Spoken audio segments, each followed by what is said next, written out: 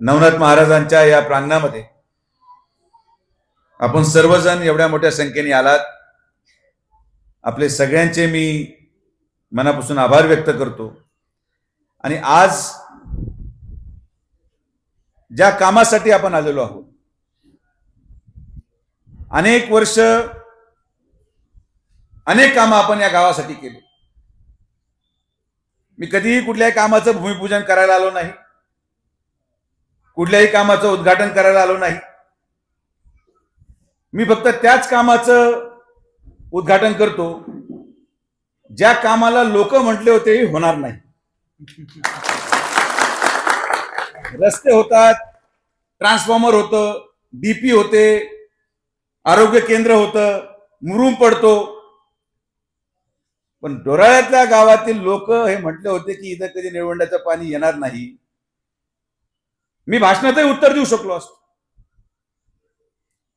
मी रागही व्यक्त केला असता, पण आज लांडगे वस्तीमध्ये, हेंगडे वस्तीमध्ये, या सगळ्या परिसरामध्ये आलेलं पाणी त्या सर्व लोकांना उत्तर आहे ज्यांनी 40 वर्ष विखे पाटील परिवारावर आरोप केले की हे कधीही पाणी आणू शकणार नाही। आजचा तो दिवस हा या डोराळ्याच्या इतिहासामध्ये लिहिला जाणारा दिवस आहे। हा दिवस येण्यासाठी ज्या लोकांनी 40 वर्ष प्रतीक्षा केली, आज हा त्यांच्या प्रतीक्षेचा परिणाम आहे की हा दिवस आपल्याला या गावासाठी आणता आला। हे एका दिवसाचा प्रवास नाहीये, हा प्रवास सुरू झाला कैलासवासी बाळासाहेब विखे पाटलांच्या आणि ग्रामस्थांच्या प्रयत्नातून की जिल्हा परिषदचं उपाध्यक्षपद भूषवताना 20-25 वर्षापूर्वी तळ्यांचं निर्माण या परिसरामध्ये करण्यात आलं। लोकांनी जमिनी दिल्या या विश्वासाने की कधीतरी पाणी आलं तर आम्हाला या जमिनीचा उपयोग होईल। त्या विश्वासाचा परिणाम आहे, त्या तळ्याचा परिणाम आहे की आज तळेच नसते तर मी भरून काय दिलं असतं। त्या काळात लोकांनी केलेल्या जमिनीचा त्याग, आणि म्हणून आज त्या तळ्यामध्ये पाणी येण्याचा दिवस आपल्याला पाहायला मिळाला। तुम्ही तो विश्वास 40 वर्ष माननीय नामदार राधाकृष्ण विखे पाटील साहेबांवर ठेवला। या डोराळे गावाच्या राजकारणामध्ये 40 वर्ष काही लोक आम्हाला सोडलं नाही, त्यांनी अपमान सहन केला। मला आजही ते दिवस आठवतात जेव्हा आमच्या लोकांना, आता सगळेच आपले आहेत पण मी जुन्या काळाची गोष्ट करतो की आमच्या लोकांना, म्हणजे आता कोण आपलं कोण नाही हा भाग चर्चेचा नाही, पण मी उदाहरण बाळासाहेब इथं बसलेत म्हणून सांगतो की यांना लोक म्हणायचे की काय त्या विखे पाटलाच्या नादी लागले, काय दिलं विखे पाटलांनी। हा त्या 40 वर्षाचा अपमानाचा विजय आहे की आज त्या लोकांनी सहन केलं। त्या 40 वर्षामध्ये ज्या लोकांनी विखे पाटील परिवाराला सोडलं नाही, डोक्यावर हांडे नेले, लोकांचा अपमान सहन केला आणि या भूमिकेशी ठाम राहिले आणि ही भूमिका जनतेपर्यंत सातत्याने पोहोच केली की आम्ही जरी विखे पाटलांचे आहोत तर आम्ही यासाठी त्यांच्या बरोबर आहोत की जर या गावामध्ये पाणी येईल तर ते विखे पाटीलच आणू शकतात। या भूमिकेत राहणाऱ्या माणसाचा विजय आहे। हे एका दिवसात झालं नाही। आजचा हा दिवस सुजय विखेचा नाही, आजचा हा दिवस राधाकृष्ण विखे पाटलांचा नाही, आजचा हा दिवस त्या प्रत्येक एकनिष्ठ कार्यकर्त्याचा आहे ज्यांनी या संकल्पनेतून आमच्या परिवाराबरोबर 40 वर्ष काढले की कधीतरी तर न्याय मिळेल। आज हा प्रत्येक ग्रामस्थ, प्रत्येक घरामध्ये, प्रत्येक जाती धर्माचा माणूस जो या विश्वासाने जगला की साहेब या गावात पाणी आणतील, हा त्या माणसाच्या विश्वासाचा विजय आहे। आणि म्हणून त्या सगळ्या लोकांना, त्या सगळ्या कार्यकर्त्यांना मी आज मनापासून त्यांचा आभार व्यक्त करतो की तुम्ही 40 वर्ष एका माणसाला सातत्याने मतदान टाकत निवडून दिलं। मतदान झाल्यानंतर जे 40 वर्ष तुम्ही काढले, आज या डोराळ्यामध्ये पाणी आणणं एवढं सोपं नव्हतं। कोपरगाव ब्रांच आणि डोराळे गावाचं हे तळ, याच्यामध्ये किती फुटाचं अंतर, उंचीचं अंतर आहे? मी तर विसरून गेलो ठाकरे सर, 45 मीटरचा फरक, 45 मीटरचा फरक त्या कोपरगाव ब्रांचच्या पाटाच्या तळाच्या बेस पासून तर डोराळे गावाच्या तळापर्यंत हे गावाचं तळ जवळपास 45 मीटर उंच आहे, 150 फूट उंच आहे। तरी सुद्धा आपण याच्यात पाणी आणलं हे फक्त विखे पाटीलच करू शकतात, हे पण तुम्हाला सांग. 150 फूट उंचीवर असलेलं तळ एका पाटाच्या कालव्याच्या आवर्तनामध्ये भरलं जातं, हे महाराष्ट्रामध्ये कोणी करू शकत नाही, जे जलसंपदा माननीय मंत्री नामदार राधाकृष्ण विखे पाटील साहेबांनी करून दाखवलं. लोक म्हटले कसं होणार, काय होणार. निवडणूक संपली, मी कुठल्याही विजय सभेला आलो नाही, मी कुठल्याही सत्कार घेतला नाही. नामदार साहेबांचा सत्कार वीरभद्र महाराजांच्या मंदिरामध्ये राहत्याला झाला, तिथेही नाही आलो. अनेक गावांमध्ये साहेबांचा सत्कार झाला, तिथेही नाही आलो. मी एकच निर्णय केला, मी अजून संगमनेर मध्ये सुद्धा सत्कार घ्यायला गेलेलो नाही. आणि मी निर्णय केला डोराळ्यासाठी पण आणि संगमनेर तालुक्यासाठी पण. जसं आज डोराळ्याला पाणी आल्यानंतर मी सत्कार घ्यायला आलो, तसंच संगमनेर तालुक्यामध्ये देखील भोजापूर चारीचं पाणी जेव्हा त्या भागाच्या पाण्या लोकांना देईल, आणि ते 2 महिन्याचा कालावधी, त्या फक्त 2 महिन्यामध्ये तिथं पाणी पोहोचल. साकूरची उपसा जलसिंचन योजना पण मंजूर करणार आणि संगमनेर तालुक्याच्या गावामध्ये पाणी गेल्याशिवाय सत्कार घ्यायला जाणार नाही, ही मानसिकता घेऊन आपण काम करतो. हे फुलं हार याला काही किंमत नाही. आज या पाण्याने सर्वसामान्य व्यक्तीच्या डोळ्यामध्ये निघालेल्या आनंद अश्रूची किंमत ही कुठल्याही सत्कारापेक्षा, कुठल्याही हारापेक्षा महत्वाची आहे. शेवटी हार सत्कार करणारे लोक नेते असतात, सामान्य माणूस माझ्यापर्यंत कधी पोहोचू शकत नाही. मलाही माहिती आहे, चेअरमन येणार, सरपंच येणार, उपसरपंच येणार, हा गटाचा माणूस आला, तो गटाचा माणूस आला, पण तो जो व्यक्ती लांडगे वस्तीच्या शेवटच्या कोपऱ्यामध्ये राहतो तो कधी सत्कार द्यायला येऊ शकत नाही. पण हा त्याचा मताचा परिणाम आहे की आज साहेबांना जलसंपदा मंत्रिपदाची जबाबदारी मिळाली आणि त्यामुळे अनेक लोकांनी हसू केलं. लोक म्हटले यांचं पद कमी झालं, लोक म्हटले यांना खातं कमी दिलं. मी नवनाथ महाराजाला स्मरून सांगतो, मी अंतर्मनातून जेव्हा निवडणुकी पार पडल्या तेव्हा मी अंतर्मनातून म्हटलं होतं की साईबाबांना की आम्हाला जलसंपदा खातच मिळालं पाहिजे, हे मी अंतर्मनातून मागणी केली. आणि मी आभार मानतो माननीय मुख्यमंत्री महोदयांचे, फडणवीस साहेबांचे, ज्यांनी साहेबांवर विश्वास ठेवला, आदरणीय प्रधानमंत्री नरेंद्र मोदी आणि अमित भाईंचे की ज्यांनी साहेबांच्या नेतृत्वात विश्वास ठेवला. आणि मग आपल्याला जलसंपदा विभागाची जबाबदारी आली. निकाल लागल्यानंतर 6 महिने माझे खडके वाकेला गेले, हे सगळे अधिकारी साक्षीदार आहे, मी कोणाला दाखवलं नाही. मीटिंगा झाल्या, त्यात कोपरगाव ब्रांच पासून सतीशजी आम्ही 4 ड्रोन लावले की डोराळ्यामध्ये पाणी पोहोचण्यासाठी पहिलं ड्रोननी शूटिंगा झाल्या. 16 किलोमीटरची ड्रोनची शूटिंग झाल्यानंतर सगळ्या लेवल घेतल्या गेल्या. पाईप कुठं पडणार, कोणत्या दिशेने पडणार, कसा पडणार, कसं डोराळ्याला पाणी येईल, ही आमची 6 महिन्याची मेहनत आहे, जी मी कधीही बोलून दाखवली नाही. पण आज तुम्हाला सांगतो की हे पाणी एका रात्रीत पोहोचलेलं नाही. तुमच्या 40 वर्षाचा त्याग आणि आमची 6 महिन्याची मेहनत की इरिगेशन खात्याचे सगळे जेसीबी पोकलेंड जेवढे उत्तर महाराष्ट्राचे होते सगळे इथं आणले. उधारीवर सगळ्या चाऱ्या उकरल्या गेल्या, आपणही पैसे टाकले. जेसीबी पोकलेंड आणि कोराळे, डोराळे आणि वाळकी, मी संकल्प केला होता काही जरी झालं तरी हे आवर्तनामध्ये या गावांमध्ये पाणी पोहोचवायचं. आणि मी खरंच आभार मानेल इरिगेशनच्या पाटबंधाऱ्याचे अधिकारी ठाकरे साहेब, लवाट साहेब, सगळ्यांसाठी की यांनी देखील आपल्या घरचं काम म्हणून याच्यामध्ये पूर्ण ताकदीने काम केलं. आमच्या ऑफिसचे लोक, वराडे असेल, भालेराव असेल, आपला शिरोळे असेल, रात्रंदिवस तिथंच 12 वाजता गेले. हे आमच्या ऑफिसच्या लोकांची तेवढीच मेहनत आहे. हे आपण सगळेजण जोपर्यंत कुटुंब आहोत तोपर्यंत कुठलाही प्रश्न आपल्यासाठी मोठा नाही. मग अधिकारी वर्ग असेल, ऑफिसची यंत्रणा असेल, कार्यकर्ते असतील, मी असेल, ग्रामस्थ असतील, सगळेजण एक संघ जर राहिलो तर कुठलंही संकट हे मोठं नाही. आणि ही नुसती सुरुवात आहे. आज या पहिल्या आवर्तनामधून झालेल्या चुकींमधून आम्ही शिकणार, याच्यामधून अजून आम्ही नूतनीकरण करणार, परत दुसऱ्या चुकातून शिकणार, मग तिसऱ्यांदा आम्ही नूतनीकरण करणार. निर्मळ पिंपरीला जेव्हा पहिल्यांदा पाणी गेलं तेव्हा फक्त 25% क्षेत्र भिजत होतं.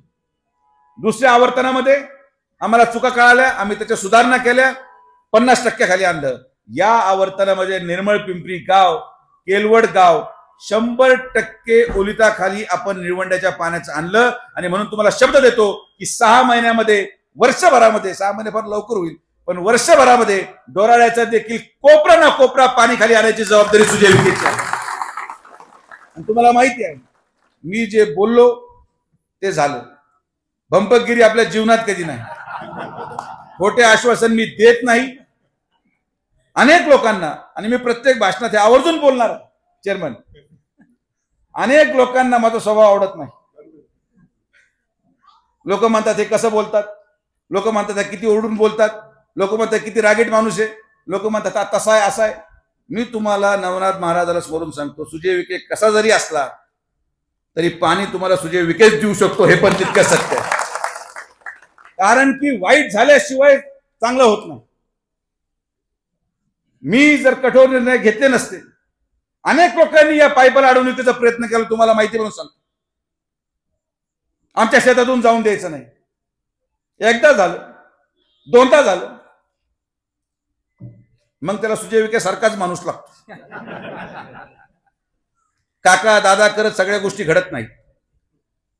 त्याला माझ्यासारखेच माणसं लागतात, जे डंकेच्या चोटवर काम करतात, जे लोक सर्वसामान्य माणसाची अडवणूक करतील त्यांना वचक लावण्याचं काम देखील आपल्याला करावंच लागणार. सगळ्यांबरोबर गोड राहून चालणार नाही. जे सगळ्यांबरोबर गोड राहायचे त्यांचा पॅकअप होऊन गेले. गोड बोलणारा माणूस कधीच तुमच्या हिताचा नसतो. म्हणून आमचे पण जे लोक तुमच्यावर गोड बोलतात ते समजून घ्या. गोड बोलण्यामध्ये माणसाचा स्वार्थ असतं. मला काय स्वार्थ आहे तुमच्या? मला तुमच्याकडून पैसे पाहिजे. कधी आपण पैसे मागितले, कधी तुमच्याकडून वर्गण्या गोळ्या केल्या, कोणाच्या जमिनीवर ताबा मारला, कधी कोणाची जमीन विकत घेतली, कोणचं पाणी कोणत्या चारीने कुठं येणार आहे, शिर्डीमध्ये कोणचा उद्योग कुठं येणार आहे, हे सगळं आम्हाला माहिती होतं. कारण की आणणारेच आम्ही आहोत. तरी सुद्धा 1 इंच जागा आपण या गणेश परिसरामध्ये कधी विकत घेतली नाही. कारण की जमिनीचा अधिकार हा त्या शेतकऱ्यांना कसं त्या जमिनीचा उपयोग होईल यासाठी आमच्या परिवाराने काम केलं. आणि म्हणून आज पाणी आम्ही दिलंय. अजून भरपूर संघर्ष आपल्याला पुढे करायचा आहे. या संघर्षातून आपल्याला पुढे जायचंय. आज पाण्याचा प्रश्न सोडवला, उद्या रोजगाराचा प्रश्न सोडवायचा. अनेक प्रश्न समाजामध्ये आहेत जे कालांतराने आपल्याला सोडणं आवश्यक आहे. आणि यासाठी आपली सगळ्यांचा आशीर्वाद आणि प्रेम आम्हाला लागेल. मी 15 जून म्हणजे माननीय नामदार राधाकृष्ण विखे पाटील साहेबांच्या वाढदिवसानिमित्त या निळवंड्याच्या लाभ क्षेत्राचा प्रत्येक गाव जिथे निळवंड्याचं पाणी आता पोहोचणार आहे आणि पोहोचलेलं आहे, या सगळ्या गावाच्या शेतकऱ्यांसाठी ऊसाच्या रोपाच्या दृष्टिकोनातून एक योजनेची घोषणा करणार, ज्याने की तुम्हाला ऊस लावता येईल. त्या ऊसाचे रोप हे अतिशय कमी दरामध्ये, आणि कमी दरामध्ये म्हणजे मी तुमच्याकडून फक्त काही ठराविक डिपॉझिट घेणार आणि ते डिपॉझिट घेतल्यानंतर तुम्ही जेव्हा परत मला ऊस द्याल तेव्हा ते डिपॉझिटचे पैसे तुमचे परत. तर ती अजून स्कीम आम्ही काम करतोय त्याच्यावर, कसं लागवड केली पाहिजे.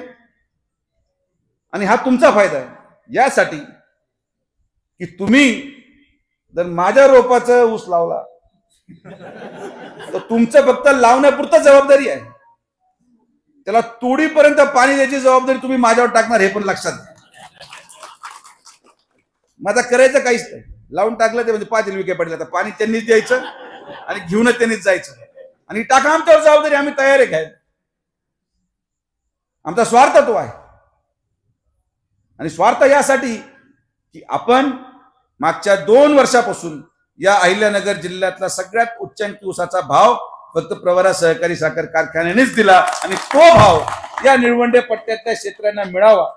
तुमचे पैसे बुडू नये, तुमचे पैसे थकू नये, हा त्याच्यातली माफक अपेक्षा. कारखाने अनेक असतात, अनेक लोकही मागणीसाठी येतील, पण आपण हा विचार केला पाहिजे की हे आज जर आपण ऊस लागवड करतो तो कोणामुळे आहे. शेवटी राजकारणामध्ये वैचारिकता ज्या दिवशी संपेल त्या दिवशी मग काहीच राहणार नाही. आपण सगळे एक संघ राहून या तालुक्याचे, या मतदारसंघाचे प्रश्न सोडवण्यासाठी कटिबद्ध आहोत. गोदावरीचं देखील डाव्या कालव्याच्या रुंदीकरणासाठी आपण 300-350 कोटी रुपये, मला आठवत नाही, मंजूर केले. त्याचं कामही सुरू झालं. आता गोदावरीचा काही भाग, डोराळ्याचा काही भाग गोदावरीच्या चाऱ्यांवर देखील आहे. तर जसं आपण गोदावरी कालव्याचं रुंदीकरण आता घेतलं, तसंच पोट चाऱ्यांच्या दुरुस्तीसाठी देखील पुढच्या 3 महिन्यामध्ये 290 कोटी रुपयाची मंजुरी देऊन आपल्या सगळ्या चाऱ्या मोठ्या केल्या जाणार आहे. हे तुम्ही दिलेलं पद आहे. मी पहिल्या दिवशीच कामाला लागलो, शपथविधी झाली, लगेच माझं डोकं चालायला लागलं की काय काय पटापटा घेता येईल. कारण की आपलं राजकारण उद्यापुरतं नाहीये, 40 वर्षापुरतं नाहीये.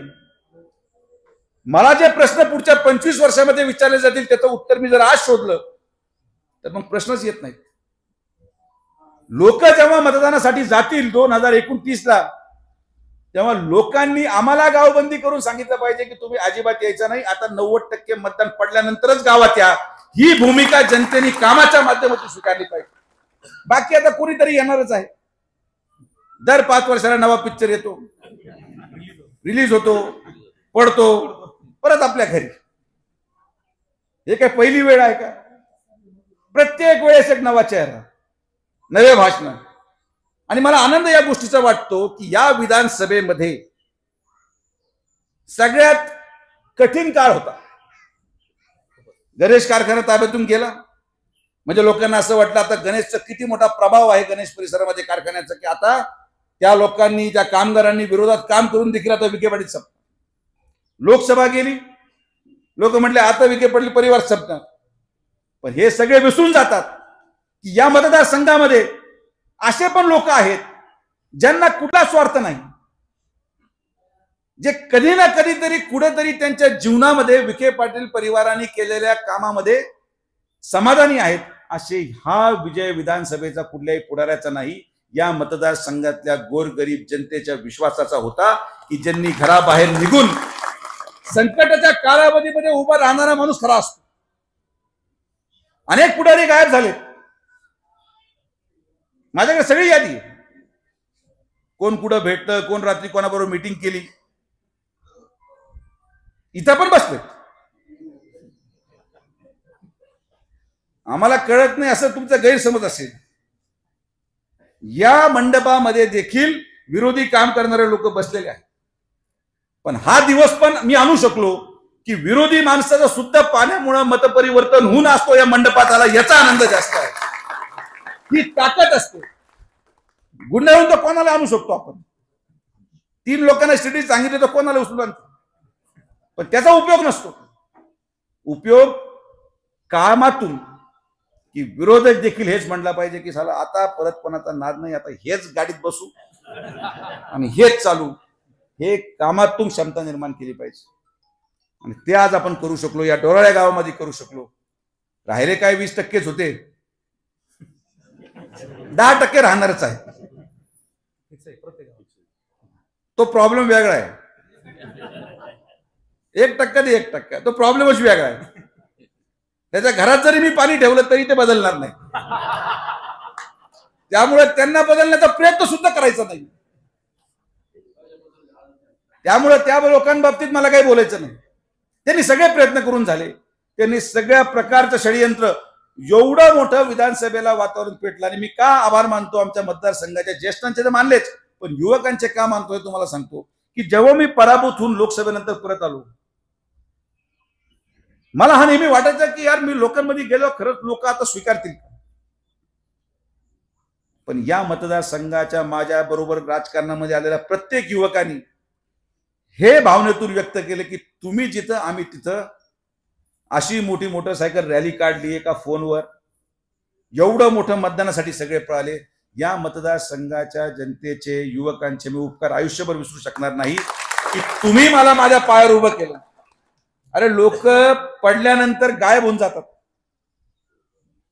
3 महिन्यामध्ये तुम्ही सुजय विखेची प्रतिमा महाराष्ट्रामध्ये अशी निर्माण केली की खासदार सुजय विखेपेक्षा माझे खासदार सुजय विखेला जास्त लोक ओळखतात. हे सगळे तुमचे आशीर्वाद आहेत. नाहीतर अनेक लोक खासदार झाले, निम्म्या लोकांनी पाहिलं सुद्धा नाही. आपण पाहिलंय कधी? आपण जात पण नाही, काय गरज नाही. कोणाच्या दरवाज्यावर गेल्यावर प्रसाद मिळतो हे आपल्या लोकांना माहिती. बाकीच्या लोकांच्या पुढे डोकं फोडून उपयोग नाही. आणि हेच मला तुम्हाला सांगायचंय की काही शब्द पूर्ण होतील, काही अपूर्ण राहतील.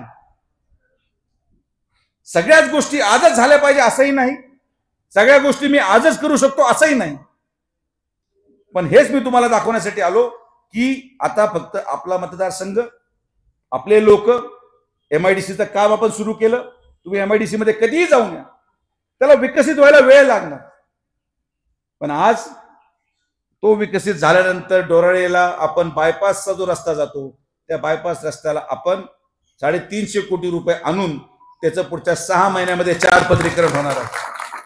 एवढंच नाही, पण डोराळेमधूनच थेट MIDC कडे जाणारा रस्ता देखील आपण पुढच्या 3 वर्षामध्ये विकसित करू, जेणेकरून डोराळ्यामधून डायरेक्ट MIDC मध्ये जाता येईल. असं पण आपण मार्ग शोधणार आहोत. शोधलेला आहे. पैशाची तरतूद लागते. पहिलं उद्योग आल्यानंतर मग विकास होईल. आज एक उद्योग आलाय, गव्हर्नमेंट ITI कॉलेज आपण MIDC मध्येच उघडलं. राहत्यामध्ये गव्हर्नमेंट ITI ला जागा नव्हती. गव्हर्नमेंट ITI कॉलेज आपण 8 कोटी रुपये खर्च करून त्याचं भूमिपूजन मी घेणार आहे पुढच्या आठवड्यामध्ये किंवा पुढच्या महिन्यामध्ये. मंजूर झाले, टेंडर झालं, सगळं झालं. 8 कोटी रुपयाचा नवीन गव्हर्नमेंट ITI कॉलेज MIDC मध्ये उघडलं. टाटा कन्सल्टन्सी, टाटा कंपनी बरोबर 170 कोटी रुपयाचा करार केला आपण. 170 कोटी रुपये टाटा कंपनी पुढच्या 1 वर्षामध्ये या शिर्डी MIDC मध्ये गुंतवणार आहे आणि त्यामध्ये युवकांना रोजगाराच्या दृष्टिकोनातून प्रशिक्षण देऊन रोजगाराची संधी निर्माण होणार आहे. तुम्हाला काहीच करायचं नाही, तुम्ही फक्त वेळेवर बटन दाबा आणि बटन चुकू द्यायचं नाही. आता बाबासाहेब सारखे माणसे हे चुकत यासाठी नाही, कुठलं चिन्ह असलं तरी त्यांना माहिती आहे काय दाबायचं ते. त्यांचा प्रदीर्घ काळचा प्रवास राहिला वेगळ्या वेगळ्या चिन्हांवर.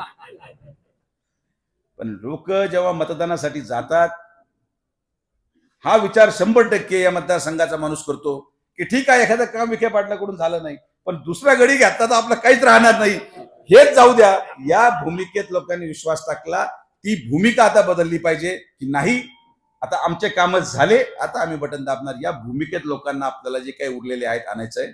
मला विश्वास आहे की आजचा दिवस हा अतिशय उत्साहाचा आणि सुवर्ण दिवस आहे. साईबाबांच्या कृपेने पाऊस पडला, अतिवृष्टी झाली नाही. अनेक ठिकाणी नगर तालुक्यात नुकसान झालं. म्हणजे ज्या नगर तालुक्यामध्ये ज्या गावांमध्ये मी गेलो जुन्या कालावधीमध्ये, काल साहेब जाऊन आले, नद्या वाहत होत्या, त्यांनी आयुष्यात कधी पाणी पाहिलं नाही. तर त्या निसर्गाच्या प्रकोपामधून त्यांनाही बाहेर काढायचंय आणि आपल्याला तर पाणी लागतं. तर निसर्ग जसा न्याय देईल तसं. तर अजूनही आता सगळे बायपास बंधाऱ्याचे जेवढे होते ते आपण बंद केलेत. आता पुढच्या 2 दिवसामध्ये पूर्ण क्षमतेने पाणी सोडून बंधाऱ्याच्या वरतून पाणी वाहून कणकुरीमध्ये पाणी पोहोचले. बाळासाहेब डांगे आले होते मग अशी कणकुरीमध्ये पाणी पोहोचले. तिथं तुम्ही जलपूजन तुम्ही तुमचं करून घ्या, मी काही येणार नाही. तुम्ही हिशोबातच धरलं नव्हतं आम्ही पाण्याची. डोळ्यामध्ये तुम्हाला मिळालं कारण की तिथं शेत जमीन ठेवली त्या लोकांनी. प्लॉट एवढे झालेत कणकुरीमध्ये, शेतच राहिले.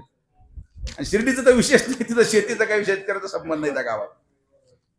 पण आज सगळेजण एवढ्या मोठ्या मानाने आलात आणि माझी तुम्हाला सगळ्यांना विनंती आहे, ठीक आहे झाल्या गोष्टी चुकल्या असतील, आम्ही चुकतो, मनुष्य आहोत.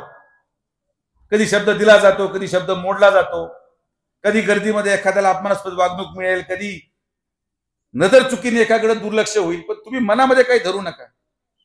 राजकारणाचे निकष हे फार वेगळे आहेत.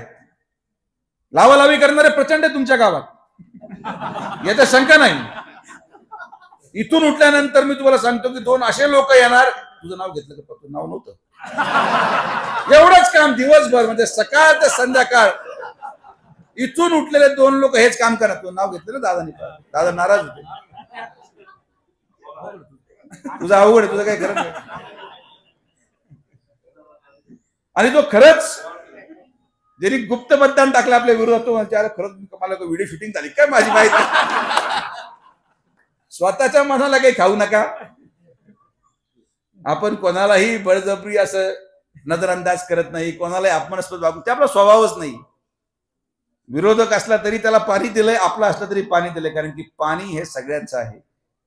कोणीही लावालाव्या करू नका. गाव शांत ठेवायचा प्रयत्न करा आणि सगळ्यांना न्याय मिळेल.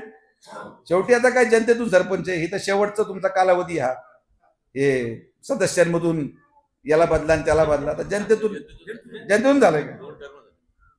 ज्यातून दोन दुसरा टर्म आहे. हा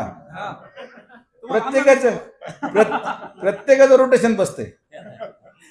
लोक बसवतात पण मलाही बसवलं, मी परत उभा राहणार. लोक बरोबर एक सर्कल मारतात.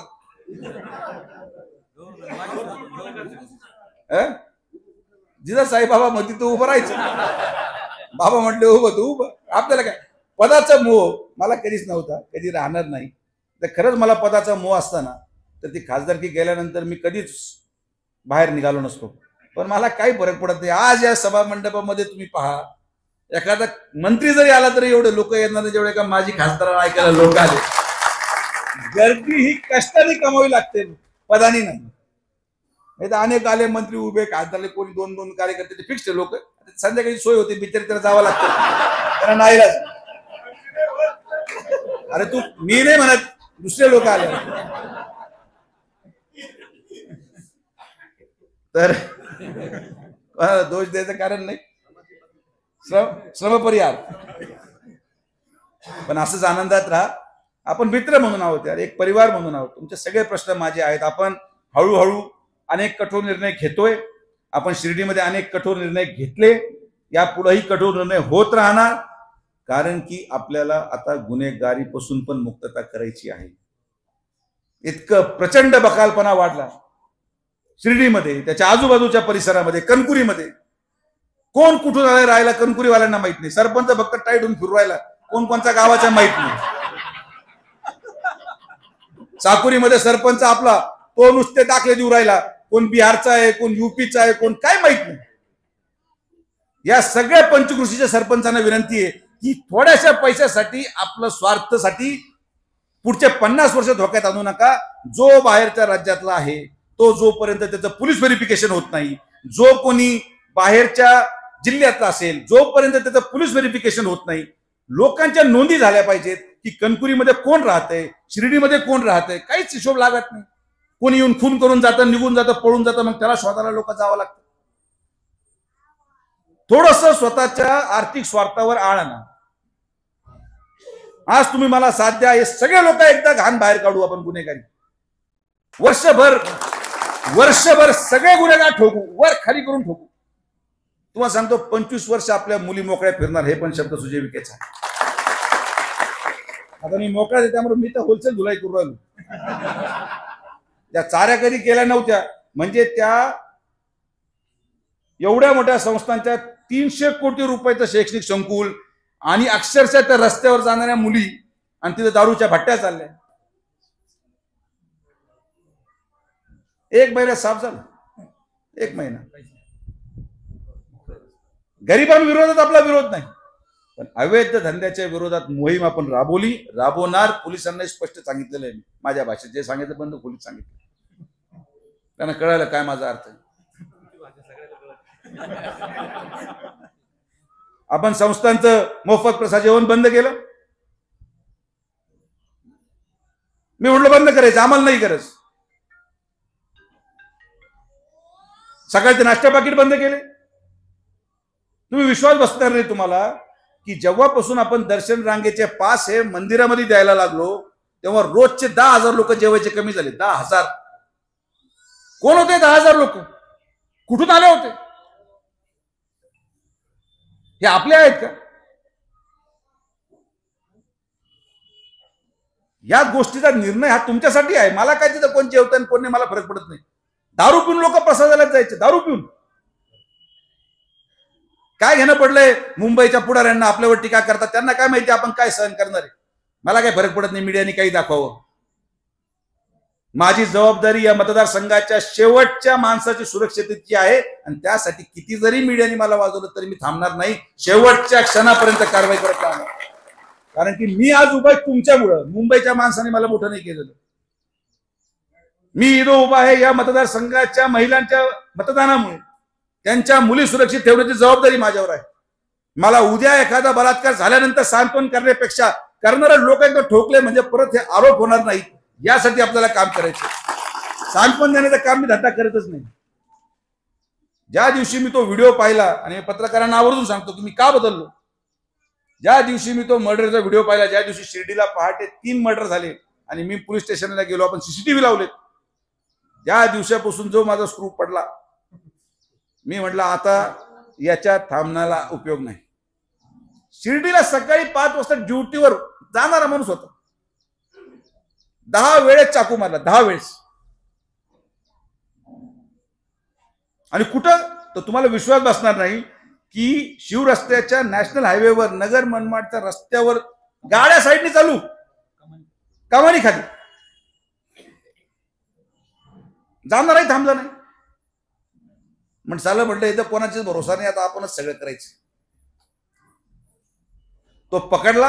दुसऱ्या दिवशी जेसीबी पोकलेट घेऊन तिथं तो राहायचा ना शेतामध्ये, सगळं गबाळ उचलून बाहेर फेकून दिला. आले सगळे NGO वाले, कस काय केलं म्हणते, जे करायचं कर म्हटलं. म्हटलं इथं कायदा आपण जे म्हणणार तेच, कोण मोर्चे आणता ते तुमच्या घरी न्यायचं, म्हटलं इथं नाही आणायचं.